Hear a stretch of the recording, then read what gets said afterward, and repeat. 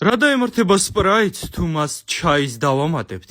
თავდაპირველად მეგონა რაღაც ნაგავი გამოვიდა, მაგრამ შედეგმა იმდენად გამაოცა, რომ კინაღამ სახლში მოგაკითხე.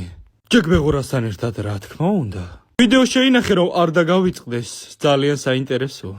ხო, ჯემალიკო მეგობარსაც გაუზიარე. ვიდეოსთვის დაგჭირდება სპრაიტი და ჩაი. ჩაი ნებისმიერი გამოიყენეთ, შავი. სპრაიტში დავამატოთ ჩვენი ჩაისფერი. და კარგად უნდა შევაჯანჯღალოთ, რომ გაზები გამოვიდეს, რაც მთავარია. ჩემი უკუღმართი ხელებით ამ წუთავს ვცდილობ, რომ დავახურო თავზე. ამის შემდეგ დაგჭირდებათ ნებისმიერი ჭიქა.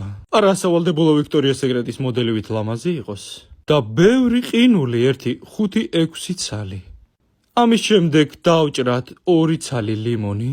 ან მეზობელს შეგვიძლია ვთხოვოთ. ჩვენი სპრაიტიანი სითხე გავაჩეროთ 10-15 წუთი და გადმოვათანთალოთ ჩვენს ჭიქაში. ჯერ ვიზუალურად ხო უდედის მკვლელია. კარგი, რეალურად გეტყვით გემო რას გავს.